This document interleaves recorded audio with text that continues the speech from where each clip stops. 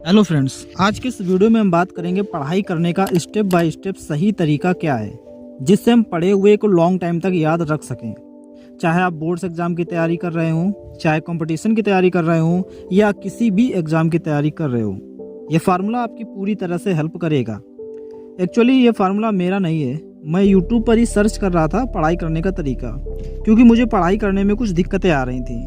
मैं कंसंट्रेट होकर पढ़ नहीं पा रहा था, जो कुछ भी पढ़ता वो लॉन्ग टाइम तक याद नहीं रहता था। फिर यूट्यूब पर कई वीडियोस देखी जो एक सही तरीका बता रहे थे, लेकिन वो इतने इफेक्टिव नहीं थे। फिर मैंने एक वीडियो देखी जिसमें ये फार्मूला बताया गया। इसको देखने के बाद मुझे लगा ये फार्मूला मेरी हेल्प कर सकता है। फिर मैंने कुछ दिनों तक इसे अप्लाई किया और वाकई में इसका पॉजिटिव रिजल्ट मिला। फिर मैंने सोचा क्यों ना ये तरीका आपको भी बताऊं। हो सकता है मेरा ऐसा करना आपको कॉपी पेस्ट लगे, लेकिन अगर कोई व्यक्ति एक सही तरीका बता रहा है तो क्यों ना मैं भी उनकी हेल्प करूं, जिससे ज्यादा से ज्यादा स्टूडेंट्स को इस तरीके का पता चल सके और वो एग्जाम्स में टॉप कर सके। तो आइए शुरू करते हैं। ये फार्मूला है सिविल बीइंग्स चैनल का और इस फार्मूले का शॉर्ट फॉर्म है रेंचो। जी हाँ, वही 3 इडियट्स वाला रेंचो। तो इस फार्मूले को जानने के बाद आप स्टेप बाय स्टेप पढ़ाई कर सकते हो कि सीक्वेंस तरीके से पढ़ाई करने का सही तरीका क्या है। तो चलिए शुरू करते हैं। Rancho, R stand for read. Read मतलब कोई भी चीज़ आप पढ़ते हैं तो उसको प्रॉपरली रीड करना है। ऐसा नहीं करना है कि आप सीधा पढ़ते चले जा रहे हैं लेकिन उसका मतलब आप नहीं समझ रहे हैं। किसी भी चीज़ को पढ़ते समय उसकी इमेज माइंड में बनाइए। आप जो कुछ भी पढ़ रहे हैं उसको इमेजिन करते चलिए, अपने माइंड में बनाइए, उसकी एक पिक्चर अपने माइंड में बनाते चलिए। उसको प्रॉपरली ऐसे रीड कर लेना है। रीड करने के बाद आता है एनालाइज करना है।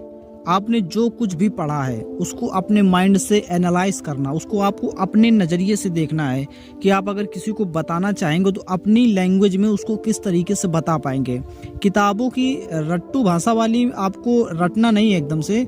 आपने जो कुछ भी समझा है उसको एनालाइज करो कि आपने अभी तक इससे क्या समझा है। अब एनालाइज करने के बाद आते हैं नोट्स मेकिंग। एनालाइज करने के बाद आपको अब नोट्स बनाने, आपने जो कुछ भी पढ़ा उसको शॉर्ट फॉर्म में आप नोट्स उसके कैसे बना सकते हैं। बहुत लोग गलती यहाँ पे ये करते हैं, सीधा रीड करने के बाद नोट मेकिंग पे आ जाते हैं। प्रॉपरली उसको रीड किया उसके बाद नोट मेकिंग करने लगे, तो ये एक गलत तरीका है। पहले उसको एनालाइज करो। जब आप माइंड में उसको एनालाइज कर लेंगे तो आपके माइंड में एकदम 100% वो क्लियर हो जाएगा। आपको जितना भी याद होगा वो आपके माइंड में एकदम क्लियर हो जाएगा। तो उसके बाद आपको नोट मेकिंग करना है, उसकी एक नोट्स बना लेनी है। नोट मेकिंग के बाद आ जाते हैं सी पे। जाहिर सी बात है सारे स्टूडेंट किसी न किसी एग्जाम्स के लिए ही पढ़ रहे हैं, तो उसको क्रिटिकली एग्जामिन करना। C stands for critically examine. Notes बनाने के बाद आप ये देखिए कि ये जो आंसर है जिस भी क्वेश्चन का है, इस क्वेश्चन को आप किस तरीके से पूछ सकते हैं। अगर आप चाहते हैं कि मैं इस क्वेश्चन में किसी को फंसा सकूं तो आप उसको फंसाने के लिए उस क्वेश्चन को कितने तरीकों से पूछ सकते हैं, क्योंकि जवाब एक ही होगा लेकिन पूछने का तरीका कई सारे हो सकते हैं। तो आप एक क्वेश्चन को कितने तरीके से देख सकते हो, तो हर नज़रिए से उसको देखने की कोशिश करो। सीधा सीधा कहें तो एग्जामिनर की जगह अपने आप को रख कर देखो कि अगर मैं किसी स्टूडेंट्स को फंसाना चाहूँगा तो मैं इस क्वेश्चन को किस तरीके से पूछूंगा। तो इस तरीके से आप उस क्वेश्चन को विशेष ध्यान तरीके से देखिए। उसके बाद आते हैं H पे। H stands for helping others. Helping others मतलब आपको वो चीज़ दूसरों को बतानी है। आपने जो कुछ भी पढ़ा, रीड किया, एनालाइज किया, उसके नोट्स बनाए, फिर दूसरों से उसके बारे में चर्चा करनी है, दूसरों को वो चीज़ें बतानी है।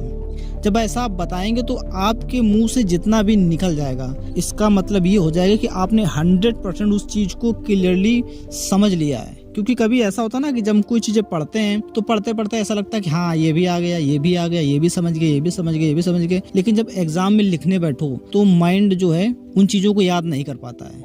क्यों? क्योंकि आपने उसकी प्रैक्टिस नहीं की। और वहीं पे जब आप दूसरों को बता रहे होंगे तो माइंड वहाँ पे धोखा आपको नहीं दे सकता है, ये आ गया वो आ गया। माइंड मुंह से वही चीज़ें निकलेंगी जो आपके माइंड में होंगी।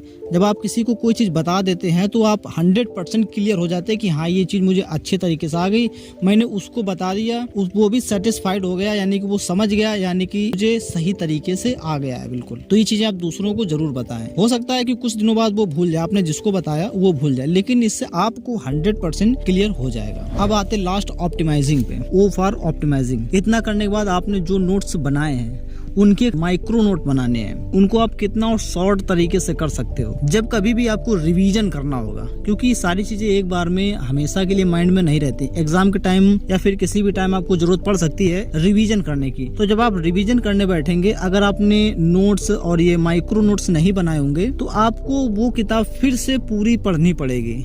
लेकिन अगर आपने नोट्स बना रखे हैं अपनी लैंग्वेज में, दूसरे के नोट्स नहीं बनाने आपको, आप अपनी लैंग्वेज में नोट्स अगर बना रखे होंगे तो आपको फिर से वो किताब पूरी नहीं पढ़नी पड़ेगी और उतना समय आपको नहीं देना पड़ेगा। तो ये था स्टेप बाय स्टेप पढ़ाई करने का सही तरीका। आई होप ये फार्मूला आपको समझ में आया होगा। मिलते हैं नेक्स्ट वीडियो में।